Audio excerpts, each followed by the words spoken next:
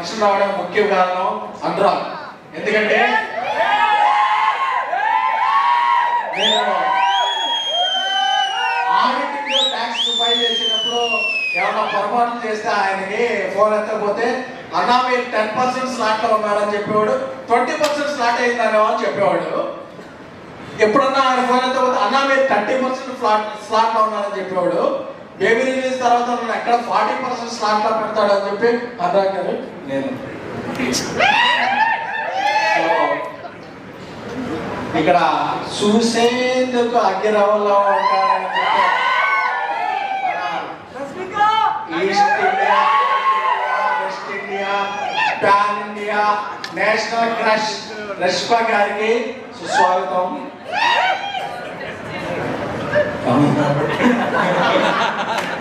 So Anand అంటే ఆనంద్ అందరూ down to earth అంటారు, బట్ ఆనందం చూస్తే ఆ ఎత్తే డౌన్ అయిపోతాయి.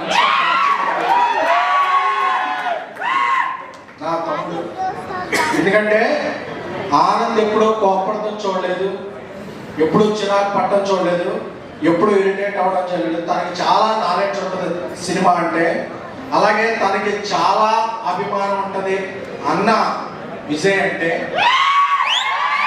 సో ఎప్పుడూ కూడా తనని వేరే మోడ్లో చూడాల.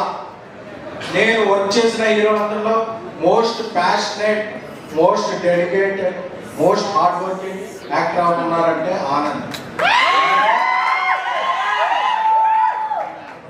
బేబీ షూటింగ్ లేట్ అవుతున్నప్పుడు ఎందుకు లేట్ అవుతున్నారు అడగలేదు, ఏమి అసలు తనకి క్వశ్చన్ చేసే ఇదే. తనంటే ఆనంద్ అనే దానికి ఒక అబ్రివేషన్ సినానిమ్ ఉందంటే డెడికేషన్, హార్డ్ వర్క్ ఇది.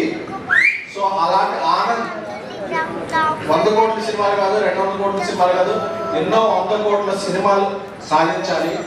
అలాగే ఈ సినిమా producers Kedar and Vamsi Karvanchi and వాళ్ళ వెనకాల ఉన్న విజయ్ గారు అందరూ చాలా నాకు మంచి ఫ్రెండ్స్.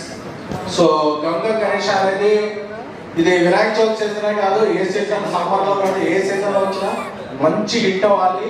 ఎందుకంటే ఈ సినిమాలో ఆనంద్ టైమింగ్ ఏంటో బయటకు వస్తుంది. అలాగే మేము ఒక 6 minutes సాంగ్ చేసాము బేబీలో, బట్ లైటర్ యాడ్ చేసాం. కానీ ఈ సినిమాలో విజయ్ పోలంకి డాన్స్ మాస్టర్ స్టెప్స్కి తన వేసిన స్టెప్స్ చూస్తుంటే బీట్స్కి చాలా బాగుంది.